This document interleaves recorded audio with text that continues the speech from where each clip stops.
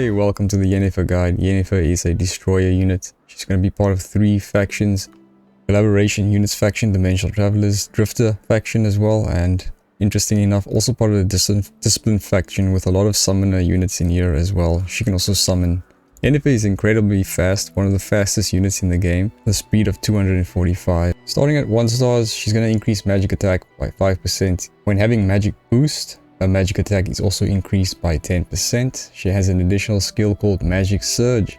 After using, she gains 2 stacks of magic exhaustion at the end of the turn. At the start of the battle, she gains 1 stack of magic exhaustion. So we use her additional skill called Magic Surge in order to give ourselves magic boost, and magic boost is just going to empower our skills. And these empowered skills are also going to have no energy cost and no cooldowns. And these stacks of magic exhaustion she's getting is going to mean that she cannot use her additional skill Magic Surge, so she won't be able to empower her skills when she has these stacks. And so at 1 stars we have to start the battle with 1 stack of magic exhaustion, which means we won't be able to use her additional skill on the first turn. At 2 stars she increases magic attack 10%, and then at 3 stars she's additionally going to increase magic attack by 20% whenever she has magic boost.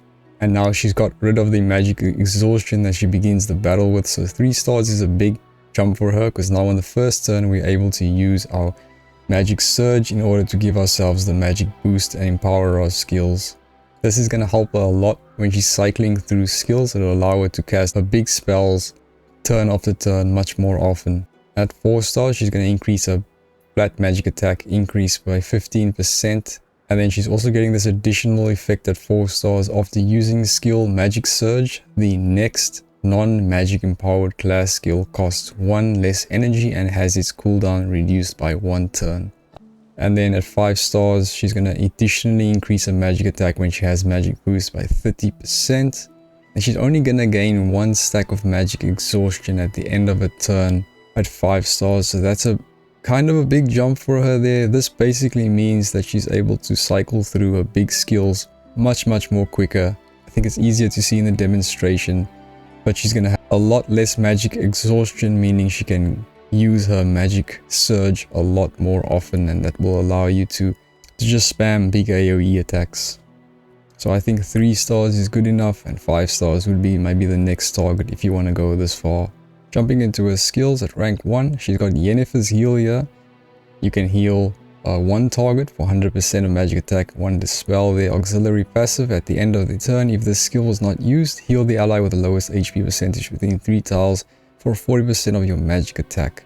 Passive healing, if you do need this, I did go for this one because the skill on the right is just so outdated. Passive at the end of the turn inflicts 2 random level 1. So level 1 debuffs are so outdated right now on 1 random enemy within 3 tiles of the character, lasting for 2 turns. Yeah, unless you just need debuffs just for the sake of triggering some other effects, I don't see what the point is of having level 1 debuffs at this stage of the game. So I just went for the skill on the left there. I don't think I'll run either of them anyway. Did Castalia both of these. These are both her big AoE skills. The one on the left is AoE/support skill. The one on the right is just full out damage, a lot of debuffing on the enemies.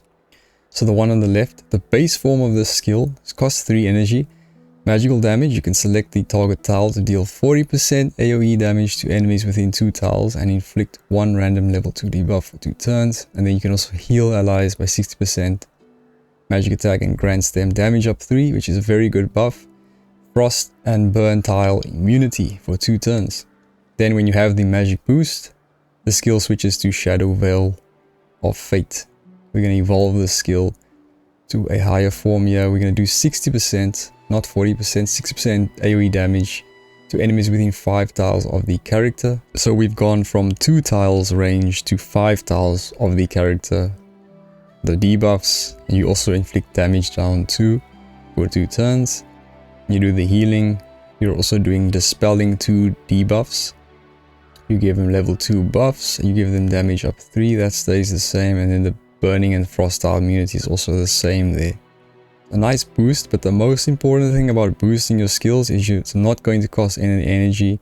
There's also going to be no cooldowns for these skills. So the skill on the right side doesn't show here, but it does cost 3 energy. So it's decision skill. You can select one of these skills.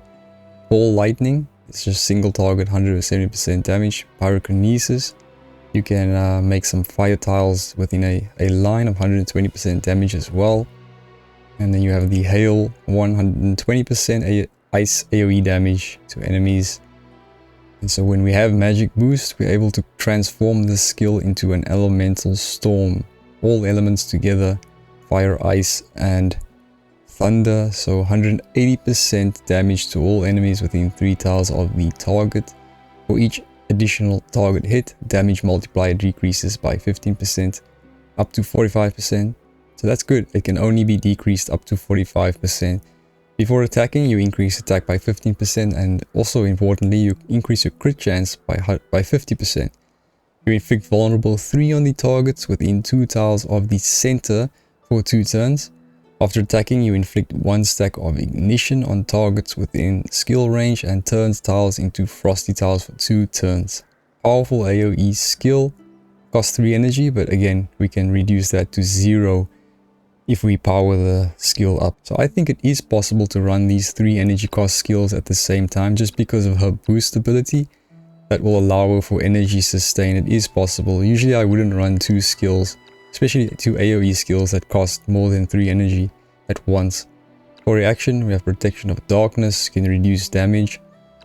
Even better, on the right side is her unique reaction. 2 turn cooldown on this thing, reduce damage 10% and magical damage by 30%. Before taking enemies' active single target attacks from the front or the side, you preemptively interrupt the enemy.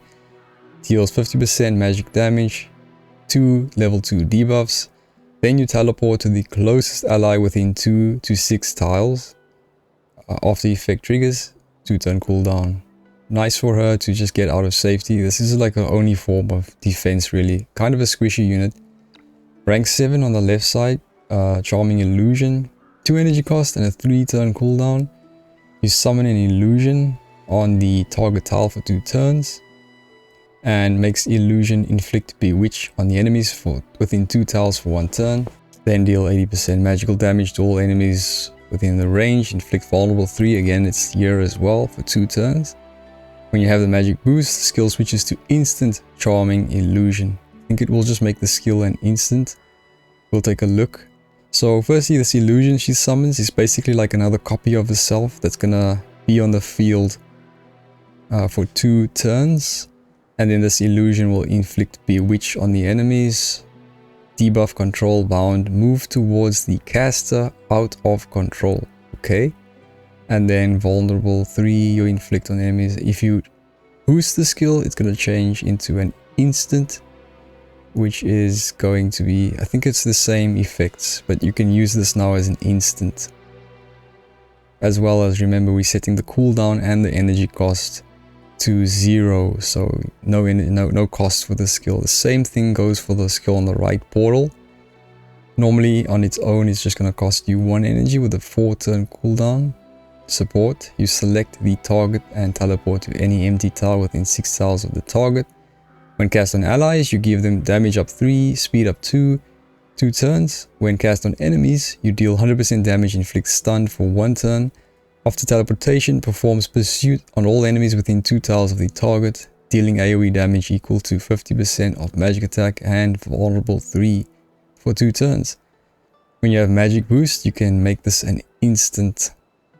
So with magic boost, this becomes an instant. So depending on what you're going to be teleporting, you know, the effects are going to be different. Teleport yourself, an ally, or an enemy, you have different effects you're doing here.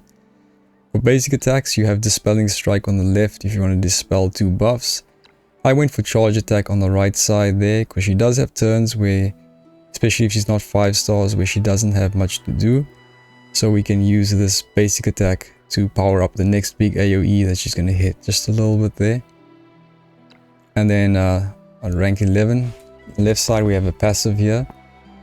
After casting, again, non-magic empowerment skills, reduces all class skill cooldowns by 1 turn and restores 1 energy. Can be triggered up to 1 time per turn. And for this Yennefer's Mockery, increase her damage and additionally damage by 30%. So you can increase your damage up to 60% with this skill for overall more damage. But I think Yennefer is a unit that you don't just want to get flat damage on her, you also want to appreciate her for her heavy debuffing value as well. So for a full skill slot just to increase damage, I'm not sure if I would run this. And then reaction, she's got a unique reaction over here. When having magic boost, you increase your damage 5% and your healing 10%. And then you can increase that to 10 and 20 at level 2. And then at level 3, you increase the damage 15%, healing 30%. When not having magic boost, increase damage 8% and healing by 15%. So there's a number of builds you can run with her. Obviously, I have the basic attack over here, which I run charge attack. So I'll put that on there, then a unique reaction. And so what we have here is we have two big AoE skills. The one on the left is a big AoE debuffing slash healing support skill. The one on the right is just the decision skill where you can choose fire, ice or thunder. And you can boost this skill into the elemental storm for a big, massive amount of damage and the vulnerable 3, some ignition as well. So I'm running 2 AoE skills and I think she can do that. And then I run the teleport in order to give us some more mobility. Again, if it has a heavy cooldown like this, we can reset the cooldown if we choose to. If we boost the skill, we can reset that all to 0. So it's a little bit more versatile than it looks on the outside. So I'm running this kind of build here. There's different builds. So we could also replace one of her AoE skills. Maybe we could replace the big elemental damage that she's doing. We could replace that with this charming illusion in order to summon an illusion which can inflict vulnerable 3 on the enemies and a little bit more damage. Even we could replace the teleport with the illusion and run those. Very versatile. I will take a look at this Tisaia's teaching and see how this cooldown reduction in energy is going to perform with those non-magic empowerment skills as well. Let's first just test out these skills. But before that, we just need to jump into the gear first. Yennefer's astral weapon, I think it is a weapon. Its obsidian star is going to increase her magical damage 8% and healing by 6%. Before using a magic empowerment skill, you gain obsidian star 1 for 1 turn, which is going to further increase damage 8% and healing by another 6% there. If we go up to 5 stars, you're going to go for magical damage 16%, healing 12%, which will increase by another 16%. So that's 32% increase in magical damage, 24% increase in healing. You can also dispel a debuff and you can also dispel a buff on the enemy. Now, I do think there could be alternatives that could be cheaper than that. So can we get anything that's going to be closer to that 32% increase in magical damage? Magical damage is not as valuable as magic attack, because magic attack will also affect her life loss as well as a healing effect. But I do like the diffusing prism for her. If we take a look at this thing at 5 stars, we can increase the magic attack by 10%, and after casting AoE attacks for each 1 target hit, we increase the magical damage and piercing damage dealt by 10% up to 20%. So here already we can increase our magical damage up to 20%, plus we're getting 10% in magical attack anyway over here. Sure, we're not getting the healing, but I think this is a great option as well. Also, if you want to go for more AoE damage, we can use this resentment broom. AoE damage 15%, and then maybe you can inflict a 50-50 chance to inflict life loss of 20% magic attack for 1 turn. The life loss is not much, it's only 20% and it's only 1 turn. I think diffusing prism is better than that. Another option, if you do have this, Nirvana is not too bad either. You can increase AoE damage 10% and you can force tiles to become burning.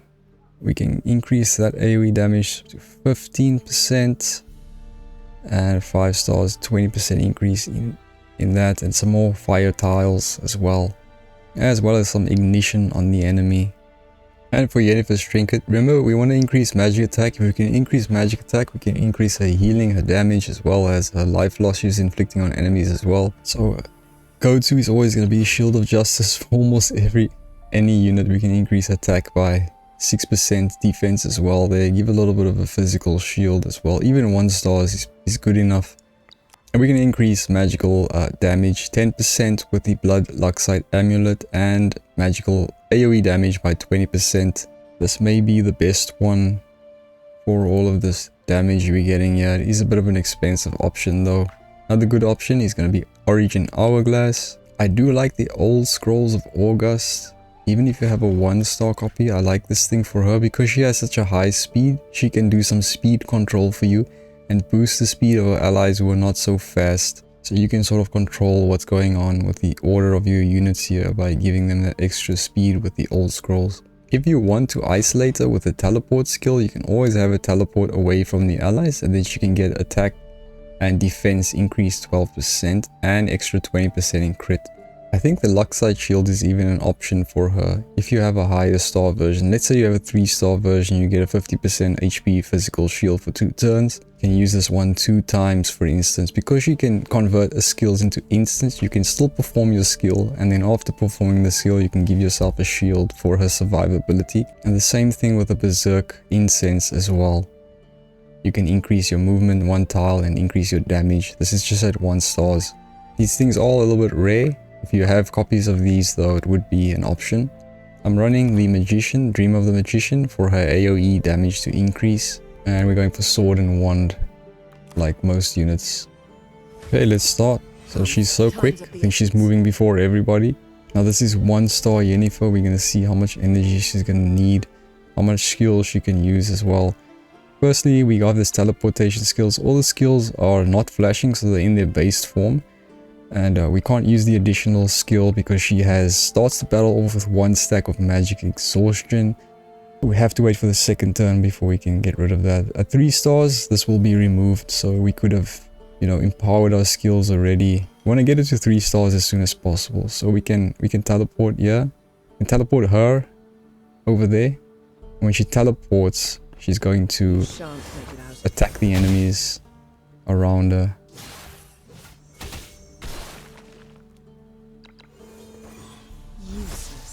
You see, her reaction means she can preemptively attack an enemy and interrupt the action. So she stopped one of the enemies. That's as much as she has for survivability. Not a lot of survivability she has, but she did stop this guy from hitting her. And then she's inflicted the vulnerable 3 on these enemies using that teleport skill. Physical defense down 2 and no healing received. So some debuffs she's applied on these guys as well. So now we're on turn 2, so she got rid of the magical exhaustion, which means we can now use the additional skill, which is going to empower all the other skills she has. Now she can use her teleport as an instant, and it's back up because it normally has a 4-turn cooldown, but now we can use it again, so you can use it 2 times in a turn. We can also teleport enemies. She's gonna stun the enemy if you teleport an enemy. You can teleport an ally as well. Let me just backtrack first. Let's take a look at these skills in their base form. So here's the AoE support / damaging skill. We're going to heal allies. We're going to give buffs and everything. We're going to damage enemies. And yeah, so we can use this skill in its base form. You can see the range is like so. You can also use it to mark a tile, which is more versatile for you to target the correct enemies or allies. And there we go, healing yourself and inflicting those debuffs on the enemy as well. And then the other AoE skill we have is more of the damaging skill. You can select one of the elements, single target damage for the first one. You can go for the fire to create fire in a line, 120% damage. Or you can go for the ice. It's a nice wide range. You can only select an enemy though, not a tile. But we can make these ice tiles if we want to. Or we can combine all of these into one skill by using the magic surge. This ought to help. We'll convert the skill all elements into one, 180% damage. We increase our attack 15%. Crit 50%, vulnerable 3 on enemies. 1 stack of ignition, and we turn the tiles into frosty tiles. So for this skill, we can also select a tile, so I can even target that enemy there. You've crossed the wrong sorceress. Now the cool thing about using these empowerment skills is you're not just making your skills stronger, it's also a form of energy sustain. Because of the fact that when you're boosting it like this, your skills don't even cost energy anymore, and they have no cooldowns. So because we're using these skills free of charge, even though we only have 3 energy there, and these skills normally will cost us 3 energy, it means we can use it with no energy. So the next turn she'll be up to 4 energy, which means she can use these skills again. So it's a great form of energy sustain for her as well. So now we boosted the skills, and we've also boosted the healing, the Shadow Veil of Fate. And you can see a much more bigger range that we're hitting now for allies and for enemies. I'm putting an end to this charade. And there we go, powerful skill. Fools.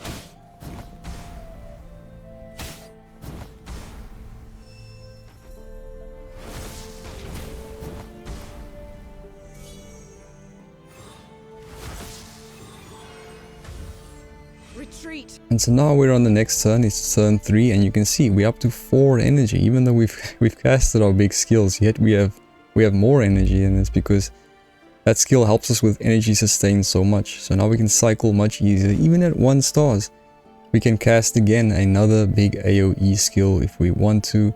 Teleport still on cooldown. Maybe the biggest problem, the biggest weakness she has is the magic exhaustion. Because we've used boost already, or magic surge, we've gone into 2 turns of magic exhaustion. So that means, you know, she won't be able to cast those big skills again until we reach the 5th turn again, and then she can start cycling like that again. But at 5 stars, you can see this is going to be much more sustainable. You can you can really have no problems with energy costs and all those things. But still, I think it's great. Even at 1 stars, I'm able to cast the big skills for 2 consecutive turns. Now, maybe one little tip is, when you reach 3 stars, what you want to do is you want to use her magic surge as soon as possible. You want to use it on the 1st turn, so that you can start to get the cooldown, get it down already as soon as possible. So let's just quickly see how she's going to be performing on auto, and what she's going to be doing. Right, so she uses a very expensive skill on auto there, 3 energy cost skill. But that's okay, because the next turn she can still use skills for free anyway. She'll empower herself on auto, that's good. And then use the big AoE skill. Good positioning and safety there. I think that's something she's going to struggle with the most, is going to be her survivability. So let's try another build. We can switch out that elemental control skill, and we can check out the charming illusion. We'll see how this one plays as well, and then finally we'll take a look at this skill, size teaching skill. Right, so we can summon something, and you can see it's going to summon over there. Inflict vulnerable 3 on these enemies, a little bit of damage. Inflict bewitch on them. So it's actually a charming skill. You see the hearts that popped up there.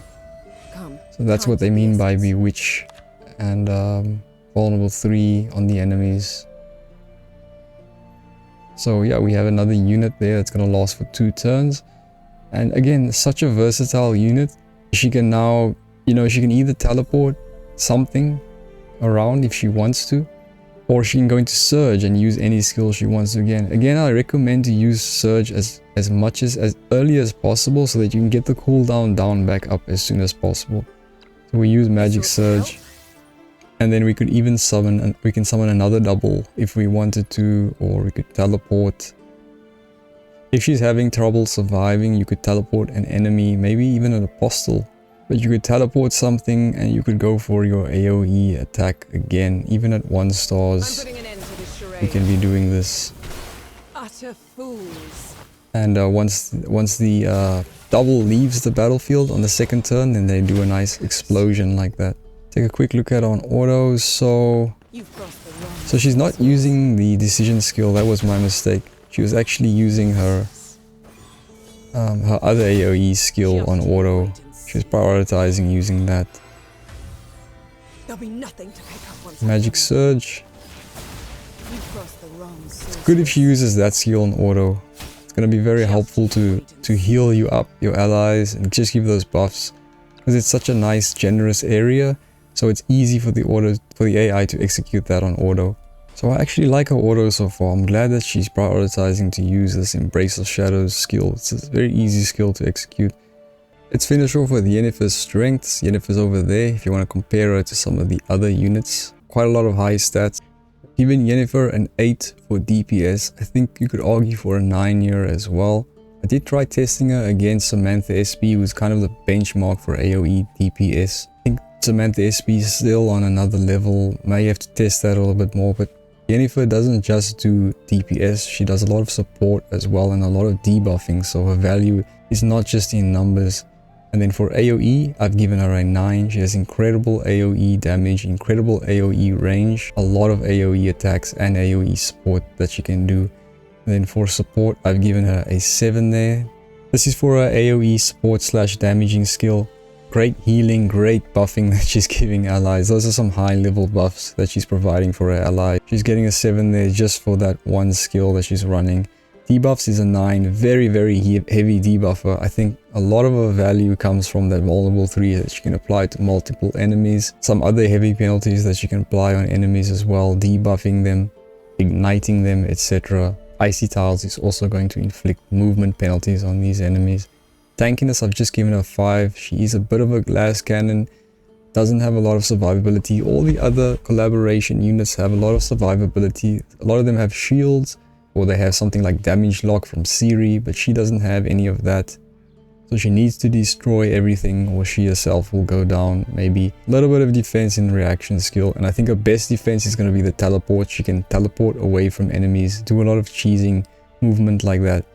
For speed, I've given her a 9, one of the fastest units in the game. She's almost always going to go first. It's very great. This gives her a little bit of an advantage, or quite an advantage over Samantha SB.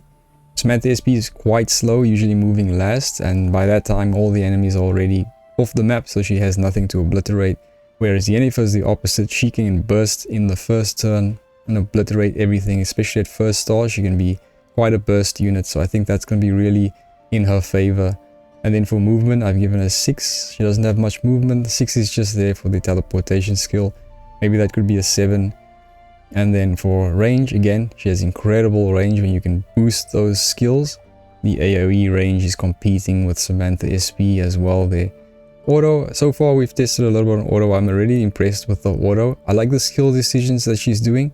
Using that nice AoE support / damaging skill, it's going to be very easy for the auto to execute, and you can reliably have your allies get those damage up and buffs and healing, debuffing the enemy, doing damage to the enemy. And she's also smart in, you know, always using Magic Surge as soon as it's up and available. Gonna need to test that more. Not sure how the teleportation is gonna work as well. And for team player, just given her a 6 there for that nice support skill she's doing. And then for resource investment, I've given an 8 there.